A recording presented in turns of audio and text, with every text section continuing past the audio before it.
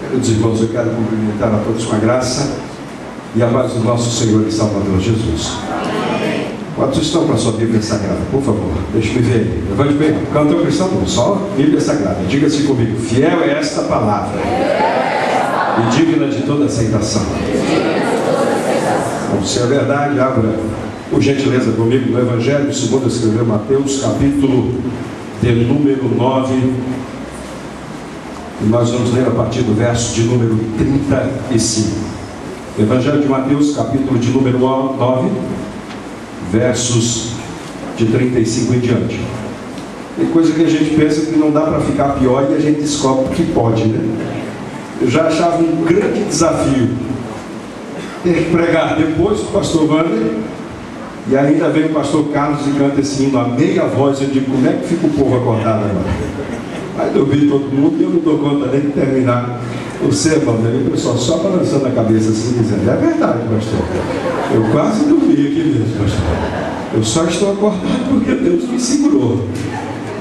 Mas é um desafio, né? E eu disse: bom, Deus nos dê graça para termos a oportunidade de pensarmos sobre tudo aquilo que Deus tem nos proporcionado. Mas aí, enquanto você localiza o seu texto, eu quero agradecer a Deus a oportunidade. Deus sabe que eu não sou digno de estar nessa condição, nesta ocasião tão significativa para esta igreja, para a nossa conversão, ministrando a palavra do Senhor, diante de homens que são homens que manejam bem a palavra do Senhor, missionários que estão se gastando, se desgastando na obra do Senhor nesse campo, e que muito bem poderiam estar aqui neste momento para ser um instrumento de Deus e trazer ao nosso coração aquilo que o Senhor quer para cada um de nós. Mas aprove ao Senhor. Eu não sei que Deus, como Deus tem trabalhado na sua vida, mas na minha vida, muito longe da lógica, muito longe daquilo que possa ser, de certo modo, compreensível aos olhos humanos. Mas eu sei que todas as coisas que Deus faz é bom, e eu tenho certeza de que, de alguma maneira, eu e você seremos ou continuaremos sendo tocados pelo Senhor por intermédio da sua palavra. Mateus capítulo de número 9, verso de número 35 diz assim: Jesus ia adiante por todas as cidades e povoados, ensinando nas sinagogas, pregando as boas novas do reino e curando todas as enfermidades e doenças. Verso de número 36: ao ver as multidões, teve compaixão delas, porque estavam aflitas e desamparadas como ovelhas sem pastor. Então disse aos seus discípulos: a colheita é grande, mas os trabalhadores são poucos. Peçam, pois, ao Senhor da colheita que envie trabalhadores para a sua colheita. Que Deus abençoe a leitura da sua palavra.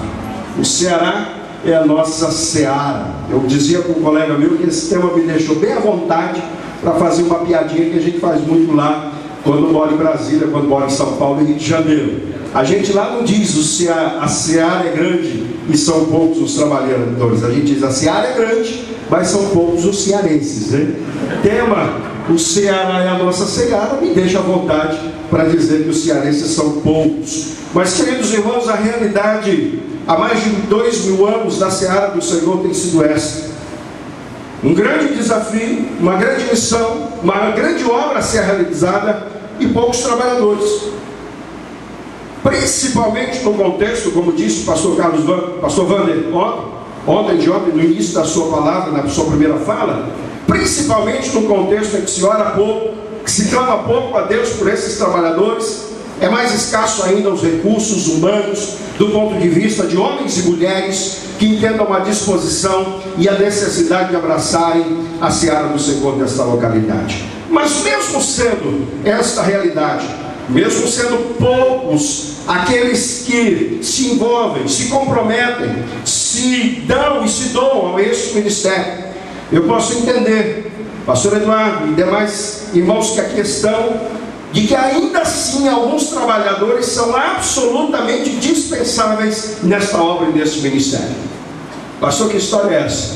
Já tem pouco, e o Senhor ainda disse que os poucos que se levantam podem ser considerados dispensáveis? É isso mesmo. Quando nós pensamos sobre esta seara, sobre a realidade, sobre este contexto, e ainda de que alguns são absolutamente dispensáveis, e o texto mostra a razão e o motivo por que isso.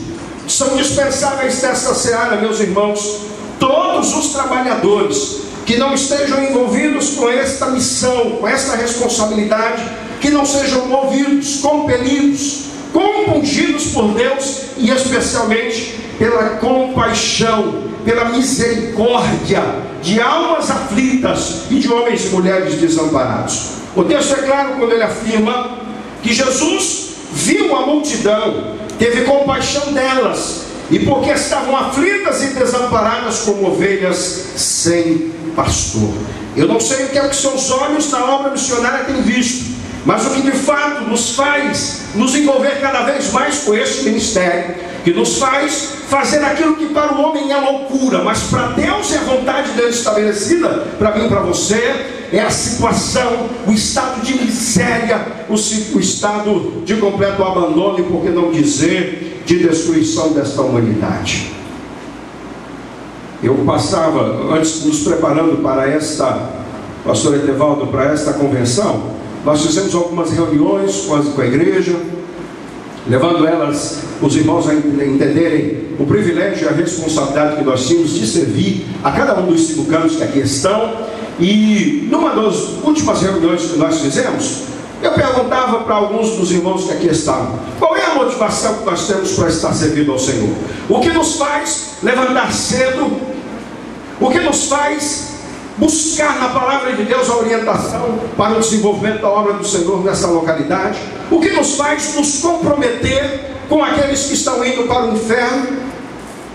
E nessa oportunidade eu passava um vídeo, talvez muito conhecido porque circula nas redes sociais, de um rapaz que nasceu sem braços e sem pernas, e que, segundo o próprio vídeo, já são mais de 200.000 pessoas que tiveram a oportunidade de ouvir o Evangelho, a partir daquilo que para uns era uma deficiência, mas que para ele era uma oportunidade que Deus havia encontrado, de que a graça do Senhor se manifestasse na sua vida, e de que o poder de Deus fosse anunciado através do seu testemunho. E eu dizia na situação, meus irmãos, e digo aqui nesta tarde para cada um daqueles que entendem que a seara é grande, mas que são poucos os trabalhadores, e ainda os poucos que têm, alguns deles, não estando na obra por a motivação certa, estão abandonando, olhando para trás e deixando aquilo que o Senhor lhe comissionou e aquilo que o Senhor lhe entregou nas suas mãos. E eu dizia, o que nós precisamos, meus irmãos, para fazer a obra de Deus, não são braços e não são pernas. O que nós precisamos para nos envolver com a seara do Senhor aqui neste lugar, ou em qualquer parte do mundo, é um coração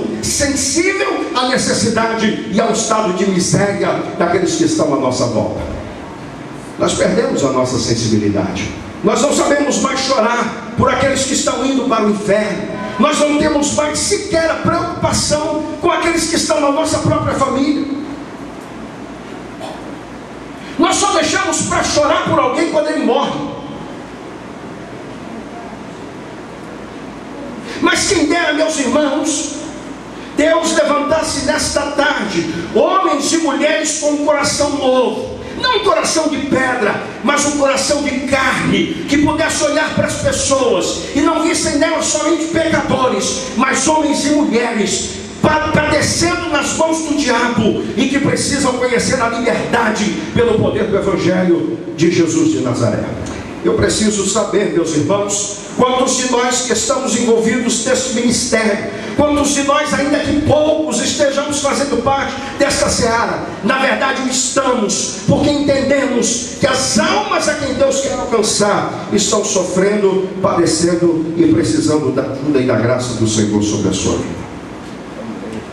Também são dispensáveis na obra de Deus, nessa seara, todos aqueles que não tenham a capacidade de enxergar a dimensão daquilo que Deus quer e pode fazer na minha vida, na sua vida e através de nós. Veja o que o texto diz. A Bíblia diz que Jesus, depois de se compadecer, depois de ver que aquela multidão estava desamparada como pastor, como ovelha sem pastor, diz ainda, e disse: a colheita é grande. É assim que está no seu texto? A colheita é grande. Pastor, eu não acredito que Deus espere ou deseje que homens e mulheres se envolvam com esta seara, senão aqueles que têm uma visão da dimensão, do tamanho, da proporção daquilo que Deus tem para fazer ainda neste Ceará, através da Convenção Batista das Igrejas Unidas aqui no nosso estado, e por que não dizer através da vida de cada missionário, de cada servo, mulher de Deus, homem de Deus, que abraçou esta seara. Eu faço parte, meus irmãos, de uma geração de homens e mulheres míopes do ponto de vista espiritual, que enxergam muito pouco, muito aquém daquilo que Deus pode e é capaz de fazer.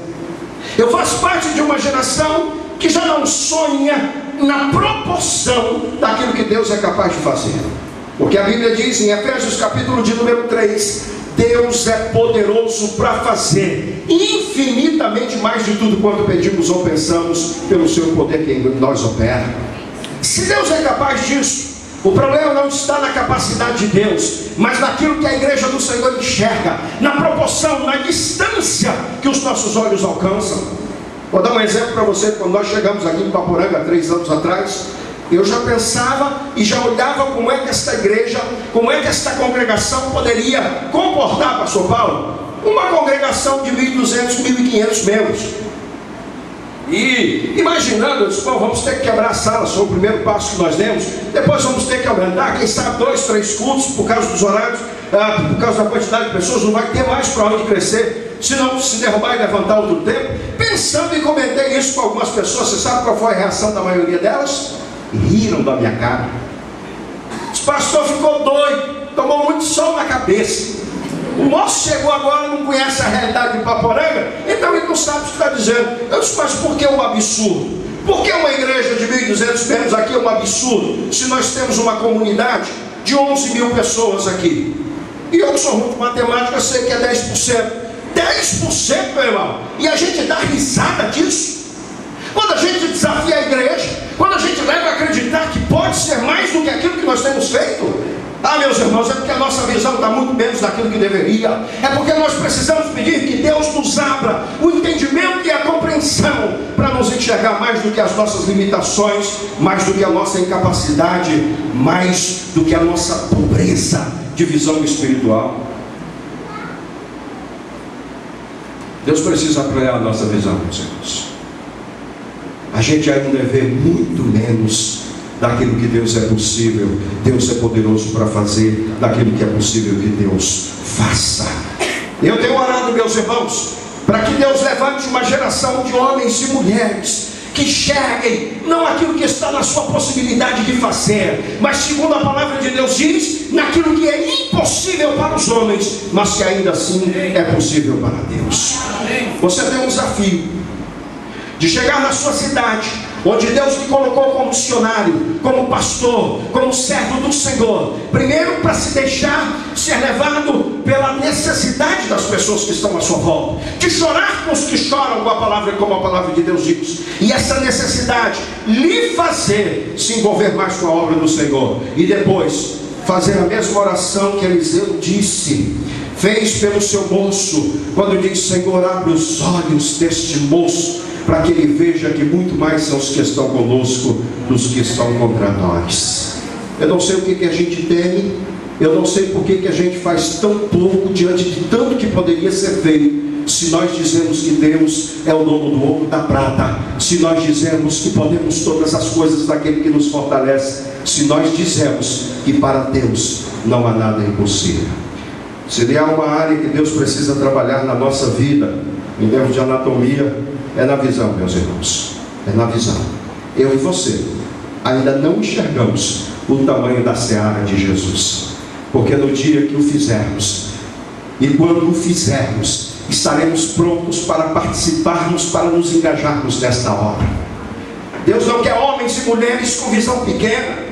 Deus não quer homens e mulheres do ponto de vista espiritual míopes, que só possam enxergar um palmo à frente do nariz. Deus quer homens e mulheres, ainda que poucos, mas cuja visão seja maior do que uma multidão de homens e mulheres que se disponham a trabalhar e que têm uma visão pequena. Mas existe um outro aspecto também. É dispensável o trabalhador que não faz por amor à obra, que não faz por amor às almas que vão para o inferno. É dispensável o trabalhador para a seara do Senhor, que não seja capaz de ver a dimensão do trabalho que Deus lhe confiou. E é dispensável o trabalhador que não tenha sido chamado pelo próprio Deus. Sabe qual é a crise da nossa geração? Vocação. Sabe qual é o problema nosso na obra de Deus? Nós não temos consciência de a quem servimos. Nós não sabemos para quem trabalhamos. Nós não estamos nem sabendo o que estamos fazendo no campo missionário. Como é que a gente foi parar lá? Sabe, meus irmãos, tem um trabalho a ser feito, mas esse trabalho só vai ser feito por homens e mulheres que saibam que foi Deus que os chamou e é Deus que os capacita para realizar este ministério. A quem você serve? Quem te colocou onde você está? Por que você tem feito o que tem feito? Porque Deus lhe disse que você teria que fazer em obediência, em resposta ao chamado que Deus tenha para a sua vida e para a minha vida. Diferente disso, meus irmãos, segundo a palavra de Deus, é absolutamente dispensável no campo missionário e na seara do Senhor Jesus. Eu me lembro, pastor Carlos Lins, de estar há pouco tempo em Brasília. Nós fomos participar da posse, da ordenação e da posse do meu irmão mais velho. Hoje na família são 3 pastores, o que é absolutamente incomum, porque eu não sou de família evangélica, não nasci no berço evangélico, não tenho pastores na minha família. A minha geração é a primeira geração de crentes, todos aqui do interior que cresceram conhecendo o Padre Cícero, que cresceram vendo toda a idolatria que os irmãos bem sabem nessa situação. A gente não vem de uma família de pastores, mas somos 3 pastores lá hoje. E nós estávamos no concílio mais velho, pastor Manuel Neto, conhecido aqui na igreja como Souza Neto, e o secretário executivo, pastor Joel, numa das, não sei se na ordenação ou no culto de posse, não me lembro agora, pediu a palavra, ele como secretário executivo, e disse, meus irmãos, que o ministério pastoral era marcado por 3 Is. A história de todo pastor, de todo ministro, de todo servo de Deus continha 3 Is: ingratidão, infidelidade e injustiça. E ele repetiu: ingratidão, infidelidade e injustiça. Pastor Carlos Alves se lembra, né? Nós estávamos todos lá. Eu digo, está repreendido em nome de Jesus, porque esta não é a verdade do ministério que Deus colocou nas minhas mãos. Eu não sirvo a homens se o homem é ingrato, se o homem é injusto, se o homem é infiel. Aquele que me comissionou para esta obra, aquele que me chamou para esta seara, é justo, é fiel, e ele não de maneira nenhuma deixa de reconhecer o trabalho daqueles que o fazem. É tudo uma questão do ponto de vista.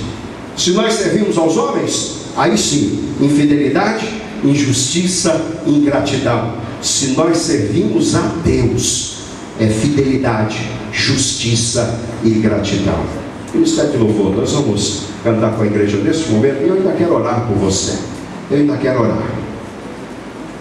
Não quero fazer você dormir para não ter que passar por essa situação, né?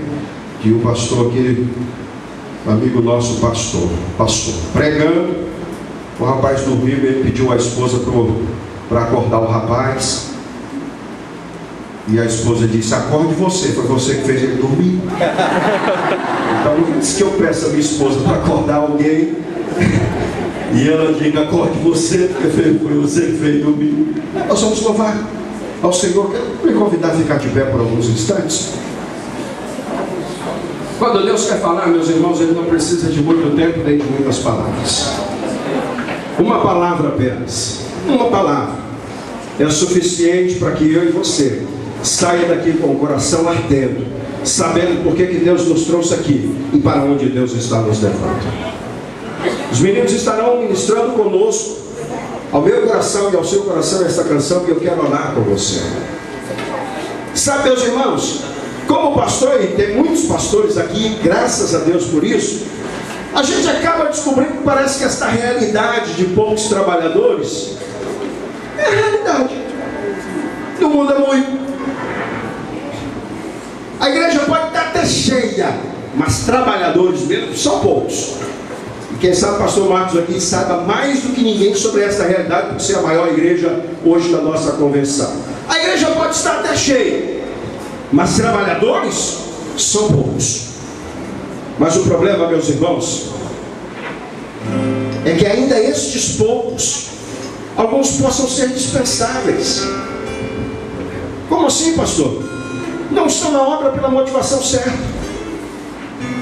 O apóstolo Paulo diz em 1 Coríntios capítulo de número 13: olha, eu posso dar a minha vida por alguém, mas se não for por amor, de nada valeria. Meu irmão, por que você está fazendo o que faz?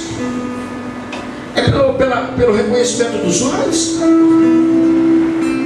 É buscando recompensa? Deixa eu dar uma notícia trágica. Se você está na obra de Deus por causa da questão financeira, você está no lugar errado. Se você está esperando reconhecimento, valorização, você procurou a coisa errada. Isso do ponto de vista do homem. Agora, do ponto de vista de Deus, que te comissionou, que te chamou, que te capacita, que te sustenta, que sabe das suas lutas e das suas necessidades, só gratidão a Deus, só reconhecimento da parte dele. Nós vamos louvar, e depois eu quero abençoar a sua vida em nome de Jesus nesta tarde, pedindo que Deus complete aquilo que iniciou na sua vida e na sua casa. Vamos louvar o Senhor, queridos.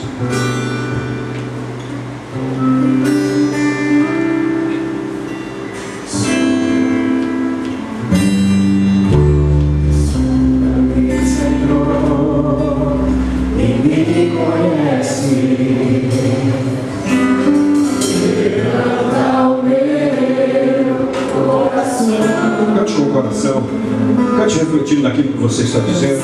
Quando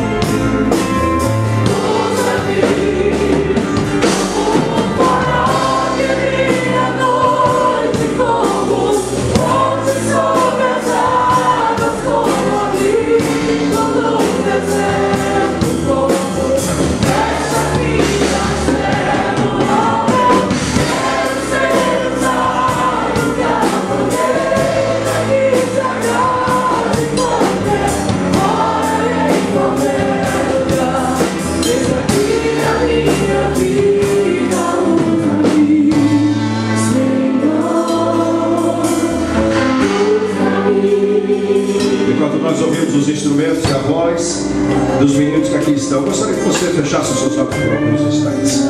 Deixa eu dizer uma coisa para você. Sabe quem é que Deus usa? Deus usa quem tem sensibilidade para a necessidade das pessoas. O que você enxerga quando você olha para alguém? A roupa dela? O cabelo? A aparência? Pois deixa eu dizer uma coisa para você. Por trás desta roupa, desta aparência, tem um coração que na maioria das vezes está sofrendo, padecendo perseguições, provações. Por trás dessa figura, dessa casca, quem sabe desse sorriso, se esconde um coração abatido, aflito, uma alma desesperada por uma palavra de esperança. Por trás dessa pessoa que você enxerga com os olhos humanos, está alguém que está pedindo pelo amor de Deus que a igreja do Senhor abra a sua boca e traga uma mensagem que traga conforto, consolo e esperança. Não se deixe enganar pela aparência, não se deixe enganar pelo carro que as pessoas andam, pelas roupas que elas vestem, onde elas moram. Elas precisam e têm carência é de Jesus Cristo de Nazaré. Sabe, meu irmão, vida que não tem Cristo é vazia. Vida que não tem Cristo só padece, só sofre. E a gente não consegue enxergar essas coisas. Tem mais para se ver nas pessoas do que aquilo que nós temos visto. Jesus enxergava a alma, o coração, as necessidades de cada um daqueles que estavam à sua volta. E a igreja precisa de homens e mulheres que estejam se dispondo a trabalhar na seara do Senhor, mas que digam: Senhor, me mostra mais do que a aparência desta pessoa mostra. Eu dizia para alguns irmãos, a pior área para se trabalhar no aconselhamento pastoral é o de casais. Porque quando o casal procura o pastor para conversar, a coisa já está feia, a coisa já estão pedindo divórcio. Assim, meus irmãos, a maioria das situações, quando a gente pensa que não, alguém que a gente acha que está bem, a gente pensa que as pessoas estão vivendo a vida da melhor maneira possível, mas na verdade estão sofrendo, estão amarguradas, estão deprimidas. E eu e você precisamos, meus irmãos, nos compadecer de cada uma delas. Deus quer te usar, mas Deus só vai usar quem entenda e quem enxergue a grandeza da obra de Deus, meus irmãos. Deus não é um Deus pequeno, portanto a sua obra também não é uma obra pequena. Deus não vai usar homens e mulheres de uma visão tacanha. Deus não vai usar homens e mulheres que só consigam ver os obstáculos que estão diante dos seus olhos. Deus vai usar homens e mulheres que possam ver muito adiante, muito além daquilo que as circunstâncias e de que o momento possa nos apontar. Eu quero desafiar você que está aqui nesta tarde. Deus abre a minha visão quando eu chegar na minha cidade, que Deus me mostre o real estado daquela população e que Deus me mostre o quanto Deus pode e quer fazer na vida daqueles que ali moram e ali residem. Mas tem uma outra coisa: só vá se Deus lhe mandar, só faça se Deus disser que você tem que fazer. Só esteja nisso se você tiver a consciência que Deus te quer nisso. Porque a obra de Deus não é fácil. O trabalho na seara do Senhor é árduo. E só permanece nele quem tem a consciência de que está lá porque Deus quer que esteja. Muitas pessoas pensam que Ipaporanga é o fim do mundo. Até a BR acaba aqui. Eu ligo para alguns amigos em Brasília e Goiânia e eles dizem: pastor, essa prova vai passar. Eu digo: que prova, meu Deus? Pastor, as coisas vão melhorar. Meu irmão, o melhor lugar do mundo, a melhor coisa a se fazer é o que Deus quer que a gente faça. O melhor lugar de se estar é onde Deus quer que eu esteja. É assim para você também? Pode ser assim para você também? Porque eu descobri um dia, meu irmão, que outra coisa não me trazia prazer. Eu não tinha satisfação em outra coisa senão fazendo aquilo que Deus queria que eu fizesse. E Deus sabia que eu precisava disso. Porque quando viesse a injustiça, a ingratidão ou a infidelidade, Ele ia me dizer: você não está aí por essas coisas, você está aí porque eu quis que você estivesse, porque eu lhe chamei, e eu vou lhe sustentar, e eu vou lhe capacitar, e eu vou lhe usar para a glória e louvor de mim mesmo. Ele sabia que eu ia precisar dessa consciência. Porque quando nós viemos para cá e tivemos que vender algumas coisas, antes nós fazíamos o que queríamos, agora a gente faz o que pode. E ele sabia que quando a crise chegasse, ou quando o inimigo dissesse: olha, viu só o que é servir a Deus? Ele saberia que a minha resposta para ele seria: porque Deus me quis aqui. Eu não estou aqui por estas coisas, eu estou aqui porque Deus disse que eu tinha que vir. Eu quero orar por você. Pastor, eu quero que Deus me use, mas eu sei que Deus não vai me usar enquanto Deus não me der compaixão, enquanto Deus não me fazer enxergar a necessidade das pessoas. Esta é a sua oração. Levante a sua mão e eu quero orar por um coração de carne por você. Deus abençoe, Deus abençoe, Deus abençoe. Um coração sensível, um coração que enxerga mais do que aquilo que os olhos humanos veem. Pastor, eu quero que Deus me use, mas eu penso pequeno, eu sonho pequeno, pastor. Eu quero que Deus me dê sonhos grandes. Eu quero que Deus amplie a minha visão. Esta é a sua oração. Levante a sua mão e eu quero te abençoar em nome de Jesus. Deus abençoe, Deus abençoe. Deus abençoe. Olha, Deus não é do tamanho da tua visão. Deus não é do tamanho da tua visão. Deus é mais do que isto. Pastor, eu quero que Deus me use, mas eu sei que Deus só vai me usar se Ele tiver me comissionado e me vocacionado. Não tem problema se você entrar em crise e descobrir que Deus não te chamou. Não tem problema. O problema está em você continuar mesmo sabendo que Deus não te quer nesta hora, que não foi Deus que te chamou e nem te capacitou e te comissionou para isso. Vocação é uma coisa séria, meu irmão. Eu não queria estar aqui. Muitos dos irmãos que estão aqui não queriam, mas estão, porque ouviram a voz de Deus e disseram: vai. Muitos missionários que estão onde estão não queriam estar lá, humanamente falando, mas estão, e estão alegres onde estão, porque estão dizendo: Deus foi quem me trouxe aqui, foi Ele quem me quis aqui. É esta a sua oração. Vamos orar e agradecer ao Senhor. Pai Celestial, aqui estamos, Senhor, pedindo ao Senhor que nos use. Mas a tua palavra, Senhor, nos diz que não foi o Senhor que não fomos nós que escolhemos, foi o Senhor que nos escolheu. Aqui estamos, Senhor, a Deus, pedindo que o Senhor trabalhe na nossa vida. Enquanto, Senhor, fazemos a tua obra, que o Senhor faça a obra em nós, Jesus. Nos dando, ó Deus, um coração de carne, um coração, Senhor, ó Deus, que enxerga além daquilo que os olhos humanos podem ver nas pessoas. Um coração, ó Deus, que possa ver uma família quando ela está sendo destruída, mesmo quando está vivendo de aparências. Um coração, Senhor, que veja como a criança, Senhor, ó Deus, que pede colo, na verdade, ó Deus, busca a salvação e a esperança de que vai morar nos céus. Deus, uma igreja, um povo, homens e mulheres que vejam, Senhor, ó Deus, e enxerguem a necessidade das pessoas, a aflição, o emocional, Senhor, ó Deus, de cada um daqueles que estão à nossa volta. Deus, nós queremos ser usados, mas, Senhor, ó Deus, trabalha em nós. Aumenta, Senhor, ó Deus, esta visão. Nos dá, Senhor, ó Deus, a visão de Caleb, Senhor, ó Deus, e Josué. Levanta, Senhor, ó Deus, uma geração de homens e mulheres que, mesmo sendo minoria, acreditam que Deus pode nos dar as conquistas que nunca foram capazes e nunca foram conhecidas da história dos batistas desta região. Deus nos abençoa, Senhor. Nos dá certeza de que foi o Senhor que nos chamou. Dá um sinal dos céus, ó Deus, ainda neste dia, para os teus filhos, de modo que eles tenham a consciência de que foi Deus quem nos arregimentou e de que Deus nos capacitou para a sua obra. Faz isso, ó Deus, não porque merecemos, mas porque pedimos em nome de Jesus de Nazaré. Cante comigo, solta-me, quebranta-me, transforma.